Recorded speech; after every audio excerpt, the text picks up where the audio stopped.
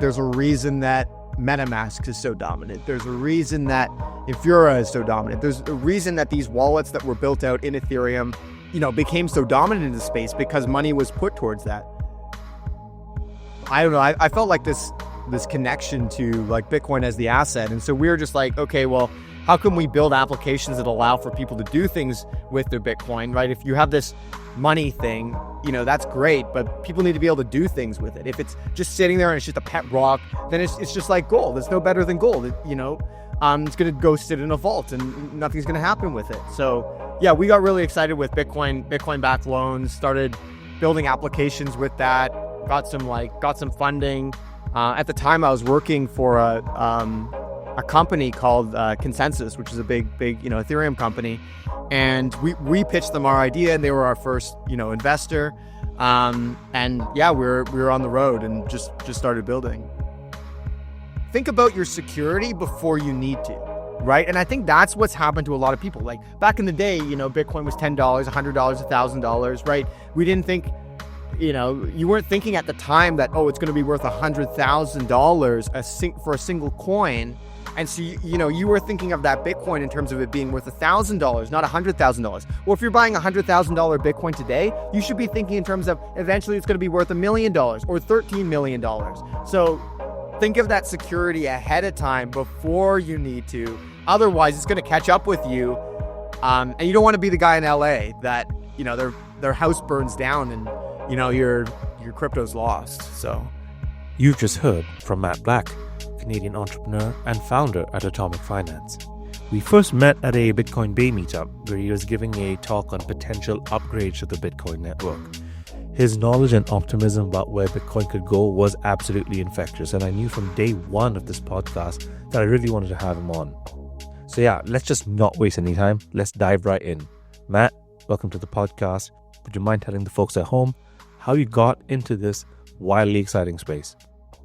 For me, it started back in 2014. Like my dad originally got me into Bitcoin. He was into gold. He was a gold bug. And he was like, hey, wow, this Bitcoin thing's really interesting because there's, the government can't stop you. And so, going down that path and learning about Bitcoin and then being like, oh, well, here's this Dogecoin thing. And this, that's going to make me more money than Bitcoin is, and seeing all that noise. And then finally, after years, getting out of that and being like, oh, hey, well, actually the real signal I think is Bitcoin. Like, I feel like you almost have to, like most people go through that of, they see the initial signal of Bitcoin, they get into all the noise, and then they finally realize they get an understanding of the space. So, if you can educate people first on that, I think that's great. But that's not the loudest thing in the room. So I don't know. It's a hard thing. Yeah. I think it's really cool that you and your dad got into this together. That building that trust was the whole challenge. Only recently has my dad finally said, okay, fine.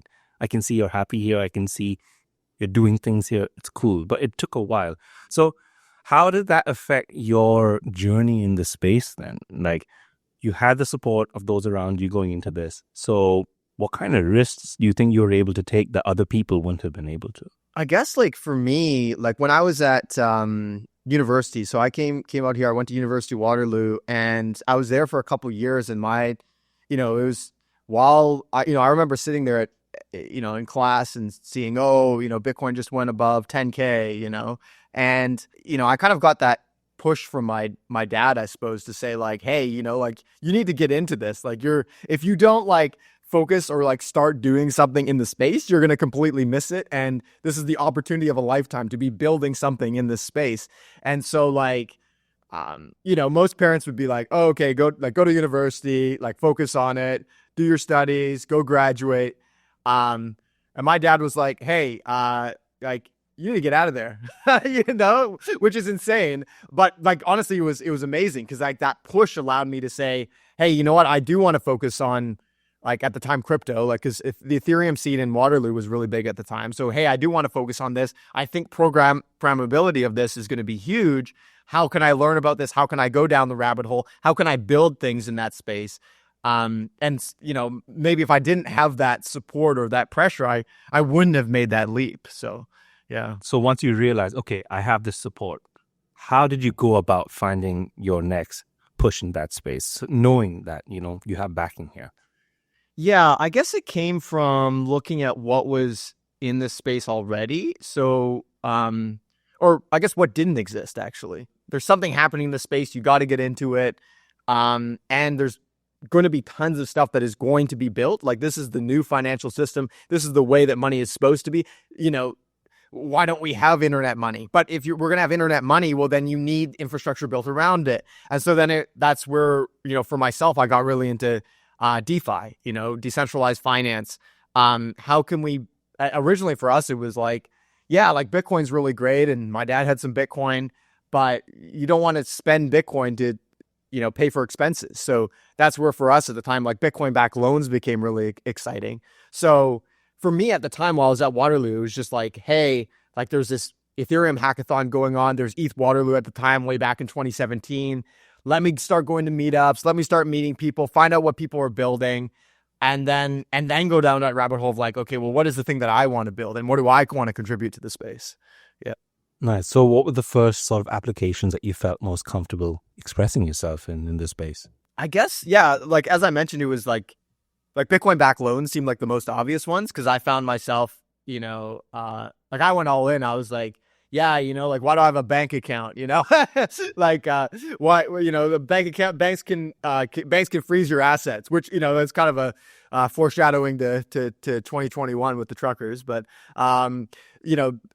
so just that in my mind, I felt like this connection to like Bitcoin as the asset. And so we were just like, okay, well, how can we build applications that allow for people to do things with their Bitcoin, right? If you have this money thing, that's great, but people need to be able to do things with it. If it's just sitting there and it's just a pet rock, then it's just like gold. It's no better than gold. It's going to go sit in a vault and nothing's going to happen with it. So yeah, we got really excited with Bitcoin backed loans, started building applications with that, got some funding. At the time I was working for a company called Consensus, which is a big, Ethereum company. And we pitched them our idea and they were our first, investor. And yeah, we were on the road and just started building. That's amazing. Consensus, I think, was so important in Ethereum's earlier days, right? So I think people had to be taught that programmability of this sort of money was important. And the builders who are connected to Consensus, all the events, the ICO boom, a lot of that was about adding more value on top of these permissionless rails. So now with the benefit of hindsight, what did we do well in that period? What didn't we do well? And, what does that say about where we should be going now?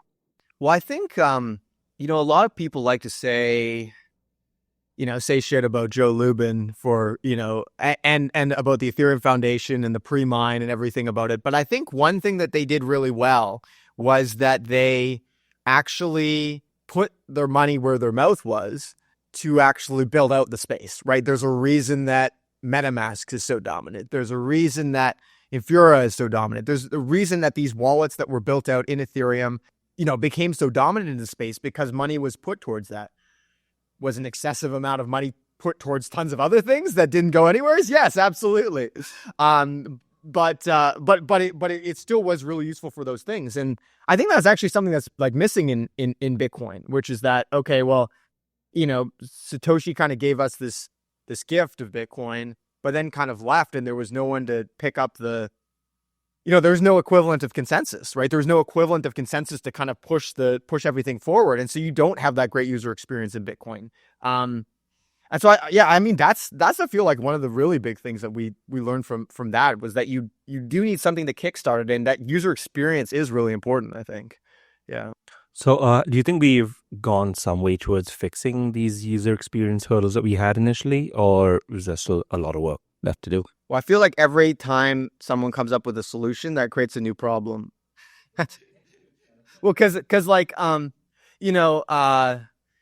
we have Bitcoin, we have Ethereum, and then Ethereum starts getting congested. So everyone's like, oh, well, we need to create side chains or rollups for Bitcoin. And then that's a new problem because now liquidity is distributed between all these side chains and rollups. And now we need to solve the liquidity fragmentation problem. And so it's like, okay, well, you solved one UX problem.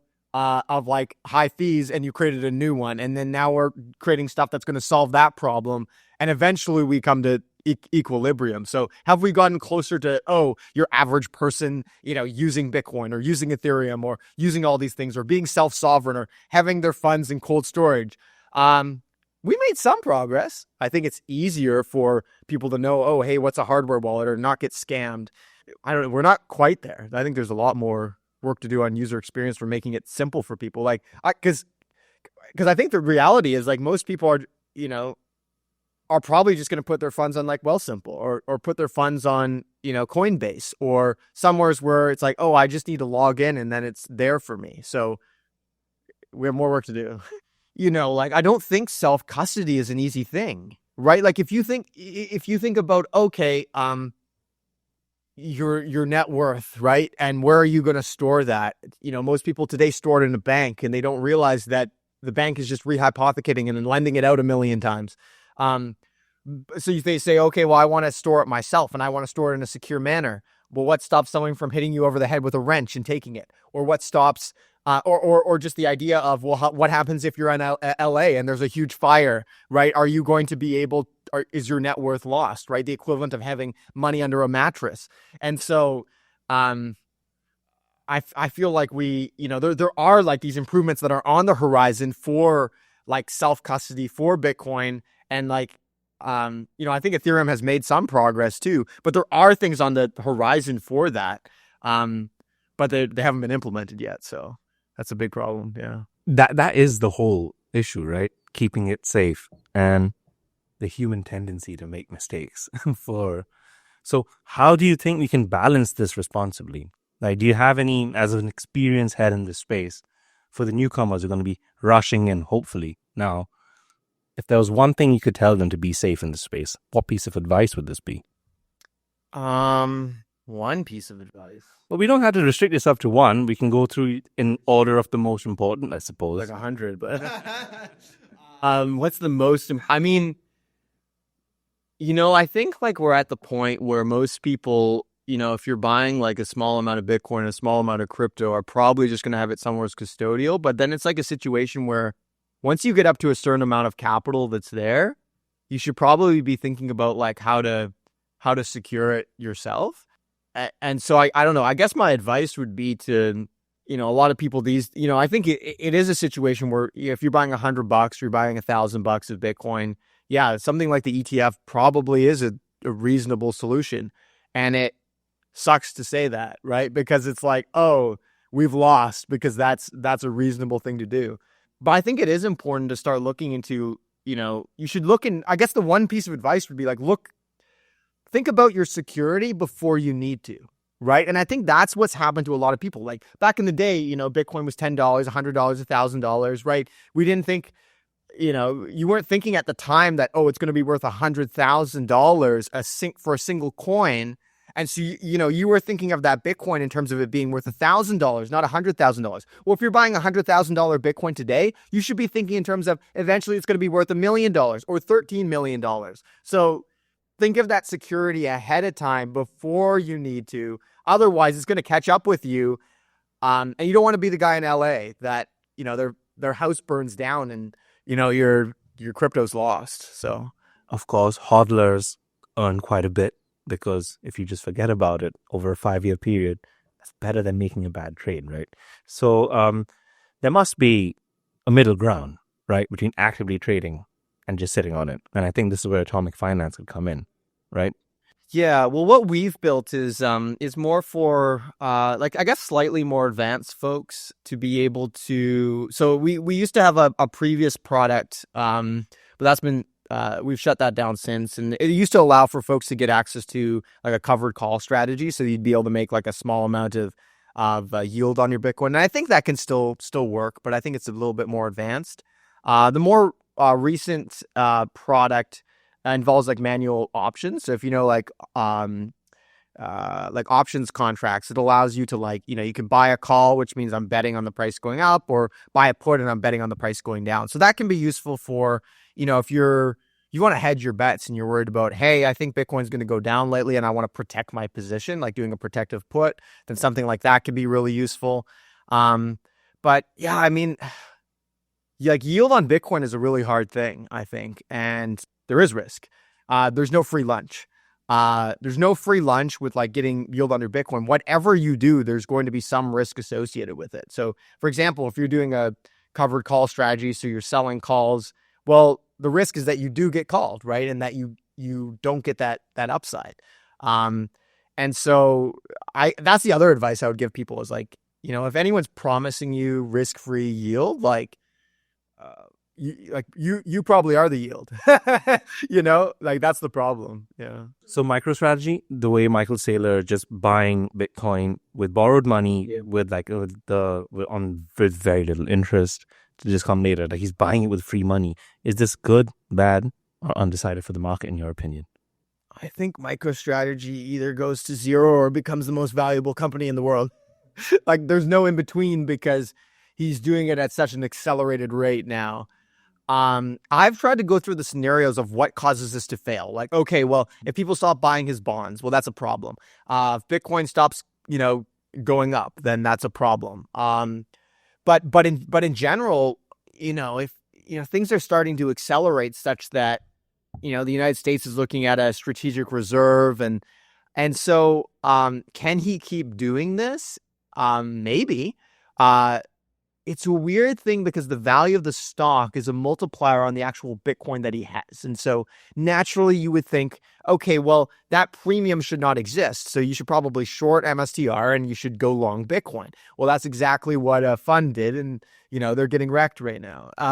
And so I don't know what it is, but something could go wrong there and it could really mess up. And maybe that could even be the cause of the next bear market. Well, it's not the cause, it's the catalyst of the bear market. The bear market will inevitably come unless the United States comes in and says, hey, we're going to be buying 1 million Bitcoin, in which case, okay, does the bear market come? Maybe not.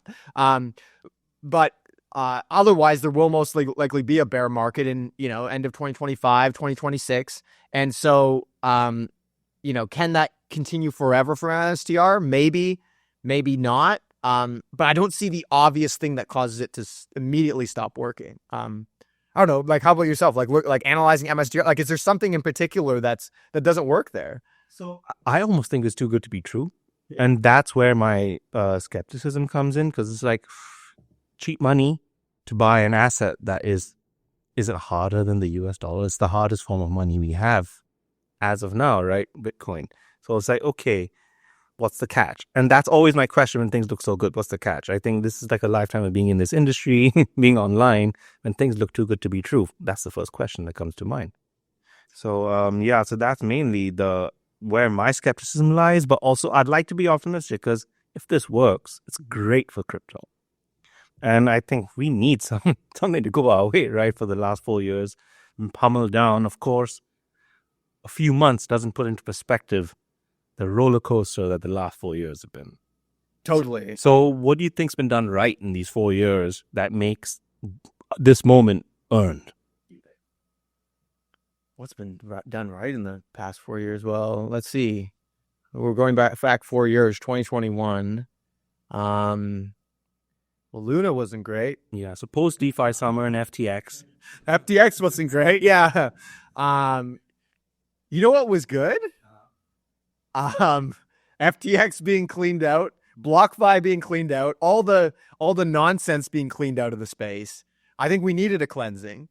So I heard this narrative at the time and I felt, okay, this feels too catastrophic for this much clarity at this point. But do you think that was right? Was this the right take on it? Are we going to be better for these actors not being as prominent in this space?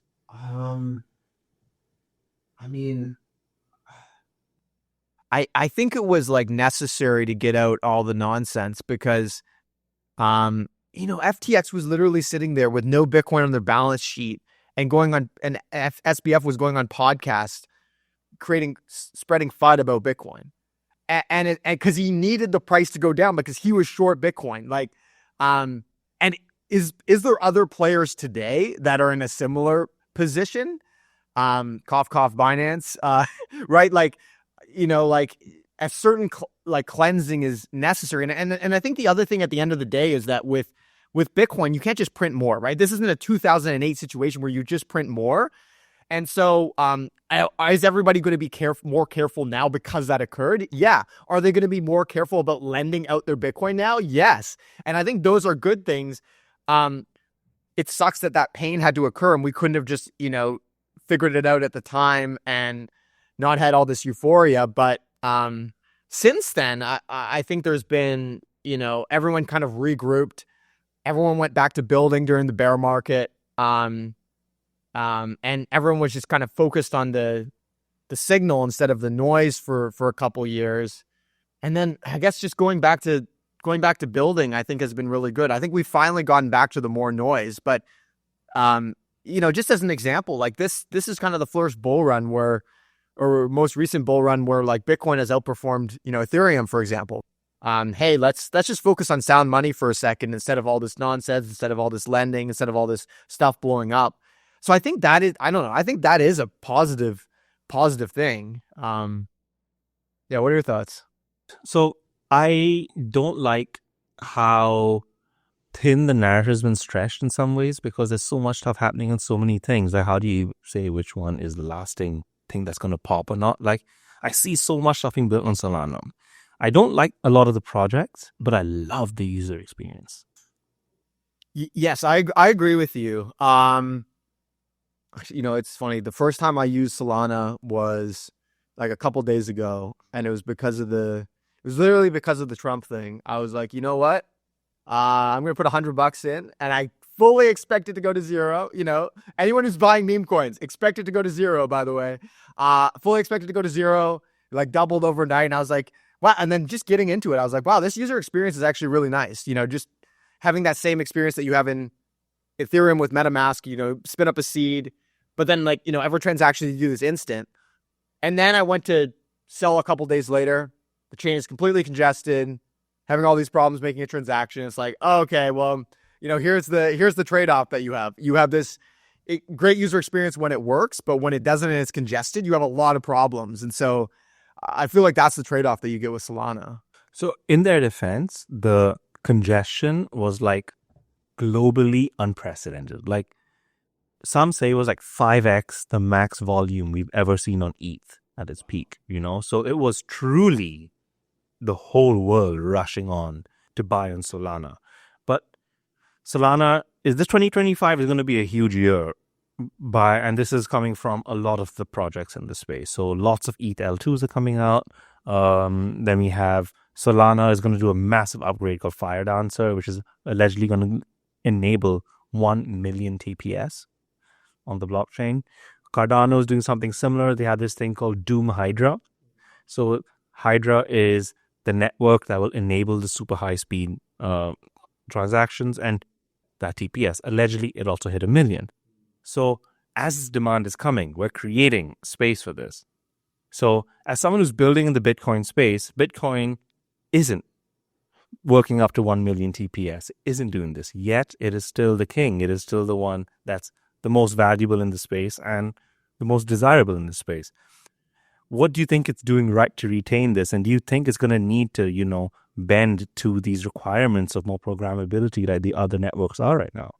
Well, I think everyone says that Bitcoin can't, but just as a metric, it technically can using Lightning. Now, obviously, you can have a ridiculous level of transactions that are completely off chain using Lightning today. Just by people creating channels between each other and then, being able to update those channel balances off chain. And now we have things being built on top like Cash or like eCash that's, built on top of Lightning. And I mean, at the end of the day, that's just a, centralized database, but it's private. What eCash is in essence is it's kind of, you have like these mints essentially. So you have a mint that's created and then people can deposit their funds into a mint. So it's custodial, but private.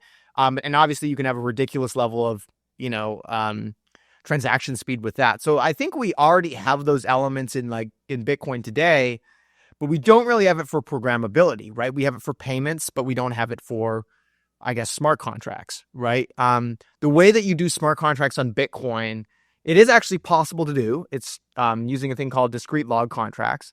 It's basically like a Bitcoin Oracle contract. You can use it for bets, for futures contracts, for options, like in the Atomic Finance app, like what we're building. But it's very, very rigid. It's very rigid. It's very difficult. It's always peer-to-peer. You can't do a contract with a bunch of different participants, and very capital inefficient too. And so I think like adding that programmability to Bitcoin is going to be really essential. And I think that's one of the things that's missing, both for getting financial tools into Bitcoin, but also for getting like better custody for Bitcoin too, for better self-custody. Bitcoin's bizarre. Bitcoin self-custody is the equivalent of having a castle that's heavily defended. That's heavily defending, gold in the middle of the castle. But as soon as an attacker comes in there and gets it, they have a high-speed train out, right? Like that's if you have a multi-sig set up, it's secure until someone gets those keys. And then as soon as they get those keys, they can immediately take your Bitcoin and it's stolen. Optimally, what you would have is you would have a system where your Bitcoin is locked in a manner such that even if someone gets the keys, it takes them 30 days to get it out. It takes them 6 months to get it out. These are like what's being proposed right now with covenants. And I think we need things like that to improve the security of Bitcoin and the programmability of Bitcoin long term. Nice. So you brought up covenants, and I think this is a very big reason why I wanted you on here, because it's not an idea that's taken the mainstream crypto space by force just yet. But hearing you talk about it, I saw a lot of use cases that would benefit, especially newbies in this space. So could you give us the 101 of covenants? And yeah, then we can take it from there. So everyone says, oh, what are covenants on Bitcoin? And are they just smart contracts? And it's like, well, yes, they kind of are smart contracts, but the basic idea is just to be able to restrict the way in which Bitcoin is spent. And to restrict it the way that it can be spent in a more specific manner than being as open-ended as a smart contract. So, we're not going to enable all use cases on Bitcoin because Bitcoin, all the Bitcoiners are going to freak out and say that's too much programmability. We're going to end up with, miners being able to extract value from the chain and MEV and all those problems. So the basic idea is, okay, well, how can you restrict it, right? So right now you can program into Bitcoin how, like basic ways that it can be, unlocked. So an example of a covenant that exists today is actually check lock time verify, which is just, okay, I want to lock my Bitcoin for, 6 months and then be able to spend it in 6 months' time. And that exists today. You can already do that. You can already lock your Bitcoin away. So that's a simple example of a covenant. But a more advanced example would be, okay, I want to have a hot wallet and a cold wallet. And I want to have it such that, okay, at any time I can move 10% of my cold wallet. But if I do so, it goes directly to my hot wallet and I specify that ahead of time. But if I want to move the other 90%, it takes 30 days. So that more advanced programmability of restricting where that Bitcoin can be sent to, doesn't exist. You can restrict if the Bitcoin can be spent, but you cannot restrict where it can be sent to, basically. And that's basically what covenants is. So are there any technical limitations to doing this right now, or does something need to happen system-wide? Yeah, so there's a bunch of, so in order to get this on Bitcoin, so this doesn't exist on Bitcoin today. You can technically do it on Bitcoin, but it's a terrible user experience. If you go and like take a private key, you generate it on the fly, you create a bunch of pre-signed transactions, and then you delete that private key, you can technically create covenants, but then you basically you can't just have a seed phrase and be able to get that Bitcoin back, right? You need to have those pre-signed transactions. If you lose all those pre-signed transactions, then you're screwed. So what do we need to get this on Bitcoin today? Well, we need a soft fork. What is a soft fork? A soft fork is getting a change into Bitcoin such that, everybody has consensus on an idea. We want a change to be made to Bitcoin, and we all agree on this change being made, and everyone upgrades their clients accordingly. One of the big differences between, say, like Bitcoin and Ethereum, for example, is, on Ethereum, you just have a hard fork. Ethereum Foundation says, hey, here's the new version of Ethereum. Everybody upgrades. That does not happen in Bitcoin. Everyone will lose their mind. in Bitcoin, someone proposes a particular soft fork. They try to get consensus for it. And then if there is enough consensus, then, that will be pushed through. Now, the question is, well, how do you do governance of Bitcoin? We haven't been able to push anything through in 4 years. There's been lots of proposals, lots of new things that want to get in. And even when everybody agrees on what should be implemented, they don't agree on how it should be activated. And so it's just insane. This is the problem with Bitcoin right now. There's like 6 or 7 or 8 different covenant proposals. Everyone's reviewing them. Everyone's talking about them. Which one is going to be chosen? I don't know, because everyone has problems with different ones of them. So I think we're getting closer this year. This year might be the year of covenants, but we're going to need a little bit more consensus building, I think. So is covenants the most hot button topic being discussed by the community right now? Is this the priority that everyone's sort of discussing? I think it's covenants, and quantum is on everybody's mind. Just because of that. For context, you guys probably saw in the news, like Google, the quantum advancement, and everyone's all worried about Bitcoin. But in reality, it was such a small amount of computation, compared to what would be actually required to figure out a private key from a public key, for example. Like, that the space of a private key is ridiculous. 2 to the power 256 minus 1 is, more grains of sand than all the planets in the entire observable universe. Like, it's insane. And so with that, we're going to have problems with quantum eventually, right? It's eventually going to become a problem. Eventually, they will likely become, faster at being able to break cryptography, specifically ECDSA, but we're not there yet. But there is quantum cryptography that is being worked on, and there are proposals for that. So I would say those are the 2 biggest. And then, if we get like quantum resistant like signatures or address types into Bitcoin, then everyone can just move their Bitcoin over to that new quantum resistant address, and we don't have a concern, and we can be ready 15 or 20 years ahead before any quantum computer is ready to attack anything related to Bitcoin. But those are the main 2. It would appear to me that quantum is almost like this existential threat to everything Bitcoin stands for. It's like the equivalent of an alien invasion, and all the countries on Earth need to band together, look past their differences to fight against something bigger. Do you see quantum as this? And how do you think the community would react if this threat got more imminent? I think everyone sees it as this huge imminent threat, but in reality, there's a defense mechanism built in, which is Satoshi's coins. Satoshi's coins, million coins, Bitcoin, are basically a large bounty available for anyone that is able to break the current cryptography on Bitcoin, that is able to figure out Satoshi's private keys. And, it's split across multiple addresses. So there's approximately 1 million coins split across multiple addresses. And that basically acts as a bounty, because anyone who develops sufficient, quantum computer technology is obviously going to run that on Bitcoin that is the most valuable, right? And Satoshi's coins being there are the ones that are the most readily available, and specifically the address type that Satoshi used. So today, Satoshi's coins, they were just locked directly to a public key, and that was the old address type in Bitcoin. Today, we use what's called like pay to public key hash, which means you take the public key and then you actually hash it. So a quantum computer would not only need to reverse engineer, ECDSA like cryptography, but they would also need to break SHA-256, the hash function, right? So, that's a pretty, tall order to do.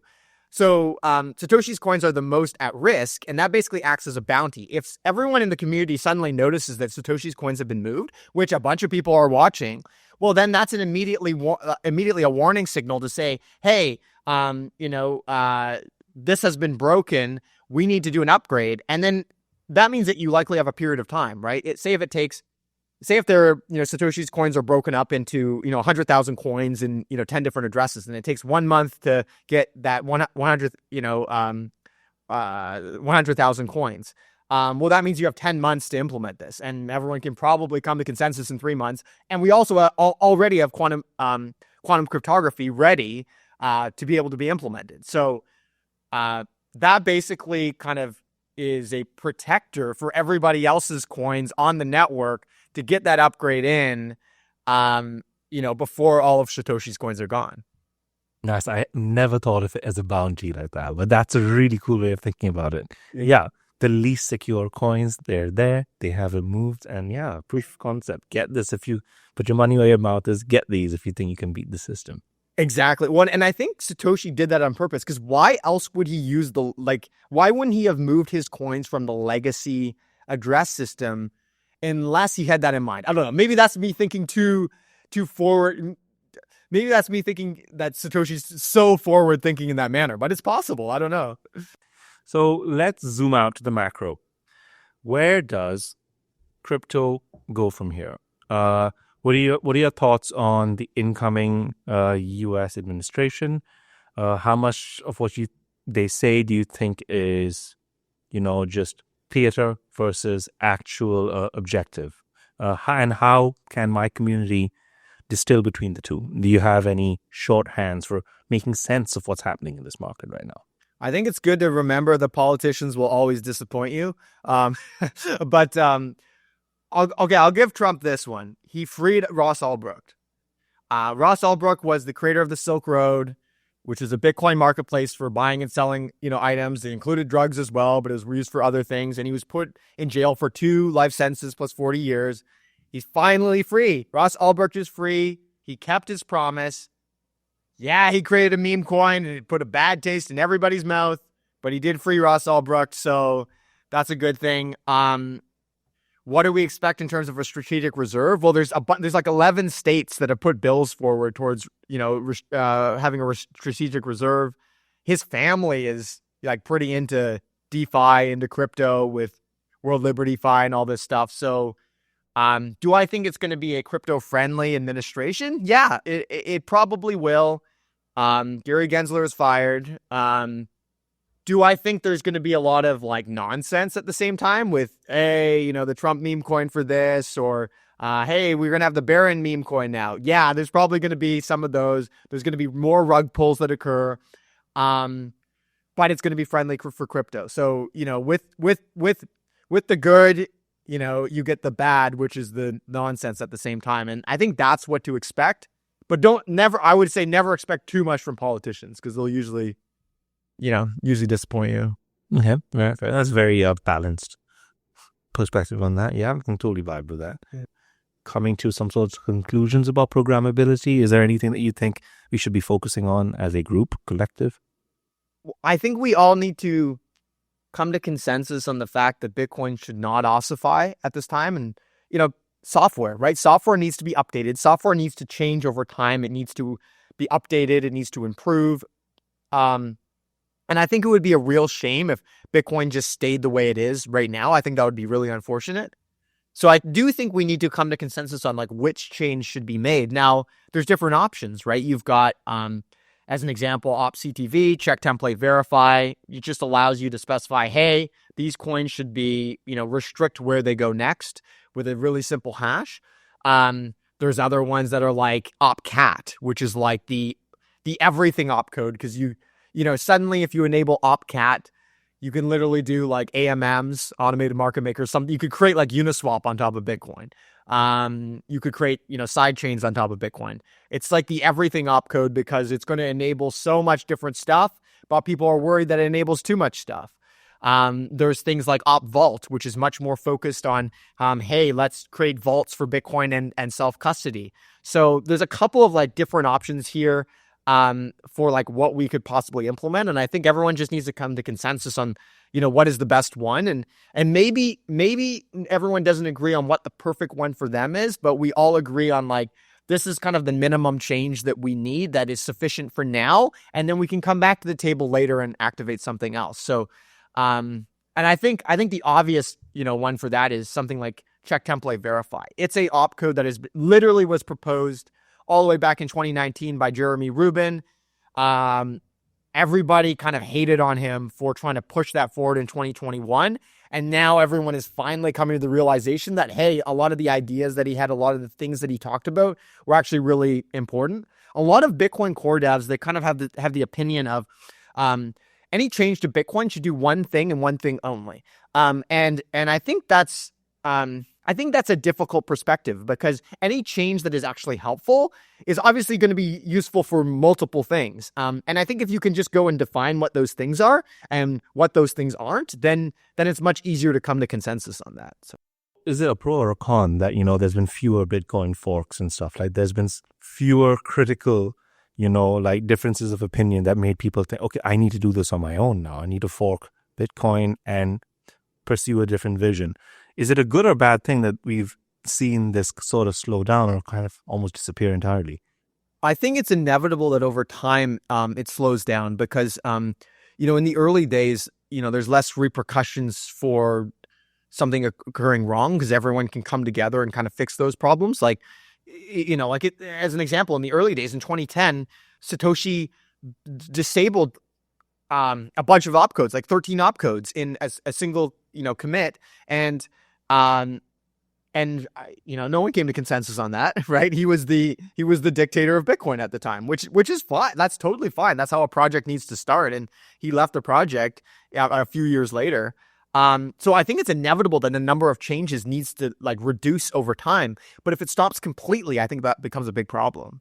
So let's talk about your founder journey a little bit at Atomic Finance. So how did you come up with the idea, and how did you go about building your team to help pursue this idea? Yeah, we originally started building, we're originally Atomic Loans, and we built Bitcoin-backed loans. And we were really excited about just getting more products on top of Bitcoin. And at the time, we built out a product that allowed for people to lock Bitcoin on the Bitcoin chain, get a stable coin on Ethereum. But one of the big problems that happens with Bitcoin is everything is peer-to-peer. So that going and competing with a money market in Ethereum, it's never going to be able to compete. And so we moved on to okay, well, that's a really difficult thing to do, but a lot of people still want access to derivatives on Bitcoin. So being able to sell a call, buy calls, buy puts, and things of that nature. And so we are able to go and dive down a little bit into that market and figure out okay, well, what's the best way that we can implement something like this? And it was just about finding the right, people that wanted to work on this, finding the right team that was kind of aligned on Bitcoin and excited about it. And so that's kind of what led us to building kind of the current product that we have with manual options. One of the things I think we got really frustrated with in the process, though, was just how difficult it's been to build on top of Bitcoin, right? When you go and you build in Ethereum, there's a lot of different tools that exist. There's a lot of different teams that you can, you don't need to start from scratch on everything. And that is the reality in Bitcoin, which is really, and maybe that comes back to what we were talking about with consensus actually bootstrapping the ecosystem. Since it's easier to build, more devs build on it. There's more tools to use, so more devs build more things, and it's just an accelerated growth. And none of that exists on Bitcoin. Is that by design? I mean, maybe, but that makes it really difficult as a founder to go and build things. So more recently, we're focused on building out a DEX that allows for people to deposit native Bitcoin, but then the actual infrastructure underneath is on EVM. So that's one of the things we're working on right now, because there is really no spot DEX for people to be able to go and swap in a more sophisticated manner, like using an order book, using limit orders. That doesn't exist in the whole ecosystem. So that's one of the things we're focused on right now. And then one day I really hope to be able to come back to Bitcoin. Because I do think that derivatives need to exist natively on Bitcoin, on the base layer. But I think it's just, the technology is not quite there. Our specific application with Atomic Finance, I think works great for a small niche of folks that want self-custody, that want to use Bitcoin in that manner. But it's difficult to market make for. It's, more capital inefficient. And you could do that stuff, better in an EVM environment. But I think that one day it comes back to Bitcoin. And that's just about getting those changes into Bitcoin that I think are inevitable in the long term, I hope. It's good to hear you're optimistic that these changes will actually happen. But do you think there needs to be some sort of external trigger to make people snap into action and do something about this? Or do you just think they'll see the light on their own?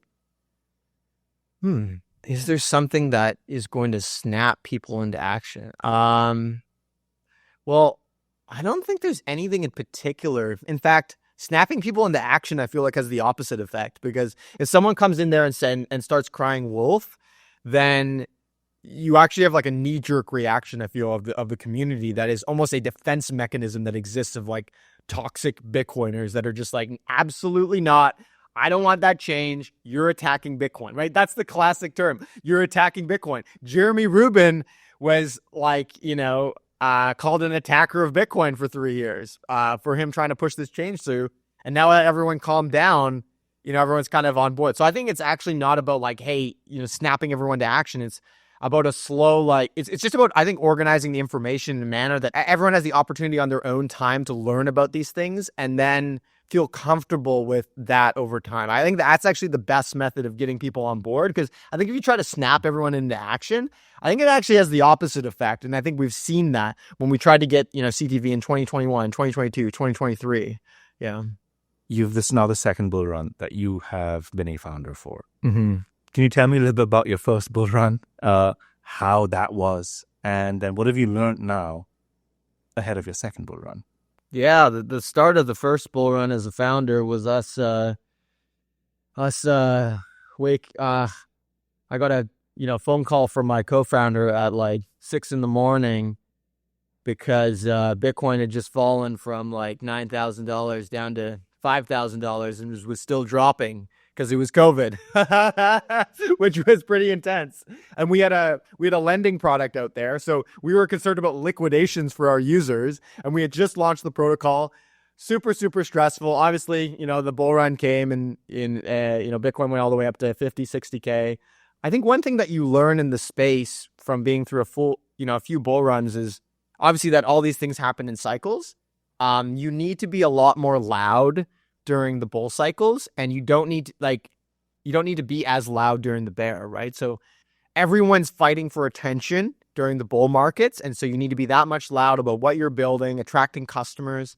In the bear markets, you still need to be, well, it's more difficult to attract customers, but it's more easy to be recognized because there's a lot of people that were building during the bull cycle, just died out and weren't able to continue getting customers. If you're a Bitcoin founder or a crypto founder, you need to be thinking about how are you taking advantage of the bull market and how are you taking advantage of the bear market? And those are two very different environments. And maybe for bear, it's more about how are you surviving the bear market to be able to then thrive again in the bull. Just making that mental calculation again and again. So do you think you're ready if the bear market comes right now, or do you think that the plans are still being put in place and you think we have a little bit more bull market to go? Where do you stand currently on this? So we don't normally do like price predictions and all that on here, but just to get your temperature check, basically, as a market expert, where do you think we are in this bull run? What's going to happen? And how should we prepare? I think every cycle we have the first bull, the second bull, the bear market, and then like consolidation, I think is the fourth one. So I think we're in, or maybe the fourth one's sideways movement. So I think we just had the first bull, right? We had Bitcoin go from basically close to 20K all the way up to 100K, right? In 2024. Like we're getting ready for I think 2025 is the second bull. Now that doesn't mean all the way through to December, it's going to be a bull market. I think we likely have it continuing at least into, May, August. Maybe it goes all the way to November. Depends, right? We had a really bizarre bull market last time with everything that happened with FTX and Luna and SBF and all that stuff and BlockFi shutting down. So we had a really bizarre bull market. Is it different this time? I don't know. 2026 is definitely going to be a bear market, unless, of course, the United States decides to adopt the strategic reserve. We're going to buy 1 million Bitcoin. Then it's a different stage of adoption because now you're going to have countries around the world that are looking to acquire as much Bitcoin as possible. And so I think that changes the equation a little bit. I think we have a classic curve in Bitcoin that exists, which is like, you have a very accelerated growth, and then you have a, consolidation period, and then you have it going to infinity, right? Which is, okay, the world, everything is priced in Bitcoin in essence. Where are we along that? I'm not sure yet. Do we have Bitcoin going to 1 million this year? I think it's very unlikely, right? Are we closer to the top than to the? I think we're getting closer to the top. But I think we still got a bit more in the bull run for sure. But you have to adjust, right? You have to adjust based on like what's happening in the market. And now we've got countries involved. Now we've got politicians involved. It's a different scene. What does the idea of crypto adoption mean to you? So I think like something like having internet money that is backed by energy as like a human race is an inevitability in the long term, right? So if someone was to look at any civilization ever and to say, what will they eventually use? I think something like Bitcoin will always eventually, I don't know, is it an inevitability of civilization? I don't know, maybe there's alien races out there on a planet that's 100 million light years away that are have gone through a similar cycle. So I think it's an inevitability in the long term. What does it look like in the short term? Like in 50 years, do I think like everyone's going to be using Bitcoin? Maybe. In 100 years? Probably. I think everyone's going to be using it. Are we going to have like all these other blockchains and cryptos? Probably. Maybe like I don't think they are going to be as significant as Bitcoin. I think Bitcoin will always be number one. But what does adoption look like to me? I think it's just like more, for now, I think more and more people realizing that it's a much better store of value, that like them realizing that you can't print more Bitcoin. Even gold, you can do asteroid mining and get more gold, but Bitcoin, you can't do that. And so I think it's more people realizing that and having that as a portion of their net worth, and that just increasing over time until the point where everyone starts pricing everything in Bitcoin terms, right? You go to the store and buy some bread and it's like, oh, how many sats is it? Or what percentage of a Bitcoin is it, right? Like that's what the eventual adoption is. How far away are we from that? I think we're quite a ways away. What about application under the hood? Crypto-based application under the hood in the consumer life. Do you think we're getting closer to that? Do you think a new crypto-friendly administration could be leading to this? So beyond the speculative aspects of crypto, but using crypto, is this something you envision at all? It's weird because I know like one of the big use cases for a crypto in Venezuela or Latin America is literally using USDT Tether on Binance, which is kind of hilarious because it's like that's the most centralized version of crypto in essence. I guess I just come down to like what's the why behind it? Like why should someone be using crypto over like cash or Bitcoin over something else? And I think it's very clear for Bitcoin. Okay, why should you use Bitcoin over anything else? There's only 21 million.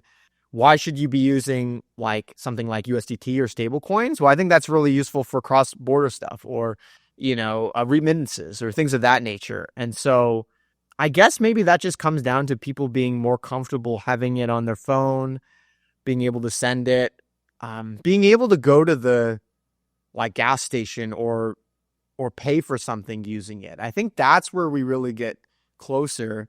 And I think some countries already had that. Like for a while we had in El Salvador, you could just go down and you could pay using Lightning, you could pay using Bitcoin, and you could just go to the store. Now they did something which in my opinion was really bad. They forced all the merchants to accept Bitcoin. And it's like, okay, like as someone who subscribes to libertarianism, that seems really bad to force anyone to accept anything. But if people want to voluntarily accept it, then that's a great thing. So I think that's eventually where we get to. It's just people just have it on their phone. They don't even know they're using it, or maybe they have Bitcoin there and they're receiving it and it's just really easy for them. And I don't think we're there yet. Like, I think we're there when people don't even have to think about it. That's like something natural that they have, Bitcoin in their wallet and they're not even thinking about it. I think that's when we get closer. Yeah. Nice. Yeah. I like that sort of a future. Everyone has a little bit of Bitcoin. It just works. It just works. Yeah, exactly. You don't have to think about, did a transaction fail or did this fail or did I send it to the wrong address? That happens so often. It's terrible. I read about this hack where, someone, I think it had to be a targeted hack or something. Someone copy pasted an address, but there was a virus that changed the address. So this has happened, but the nature of the way this address was changed, you often look at the first 4 and the last 4 digits of the address, right? Those were accurate. The nonsense happened in the middle. No. That's crazy. That's crazy. That had to be like a targeted attack, right? No one is stumbling upon something of this nature. That's a really smart hacker. So that really scared me. It was like, oof, new fear unlocked when it comes to like managing my stuff. Every day, new crazy things are happening around this market. So I think there's no other industry I'd rather be in right now, right? Yeah, amen. Well, I mean, that's just a warning sign. Like, check the entire address. Maybe check to 5 or 6 or 7. You know? Yeah, and just choose a random spot in the middle. That okay, cool, there. All right, fine, extend it. But yeah, that really made me a little bit more nervous about things. I feel you. Well, the other thing that keeps happening too is like people, using Coinbase, and then Coinbase says that they support a certain network, whether it be Arbitrum or Base. Well, obviously they support Base, but say it's Arbitrum or another, Ethereum L2. And then someone goes and sends their stable coin to that address. And Coinbase is like, oh, well, actually, we don't support that. And I think that's just terrible because it's like, well, obviously you guys have the private keys to that address. And there's so many instances of people sending to a particular address on the wrong network and them saying like, oh, sorry, like we can't access that. No, you guys can absolutely access that money. You are choosing not to because your infrastructure isn't set up for it. And they're just collecting money like consistently. This happens with Wealthsimple. This happens with Coinbase. It's just terrible. So yeah, like sending money to exchange addresses scares me because like it's not a wallet the way we're dealing with wallets otherwise, right? So just one little mistake and things go totally wrong. But yeah, like that I think is the main place the crypto industry needs to kind of raise the boundaries, raise the floor of what we're doing kind of. We need to idiot-proof our applications a lot more. Like a fat-fingered trade should mean you're losing a considerable amount of money. So so that's just my 2 cents of it. But where are you most active online? Where can my listeners get in touch with you and probably continue the Bitcoin conversation? Yeah, for sure. I'm always on Twitter all the time. I think I guess it's called X now. My God, when are we going to stop calling it Twitter?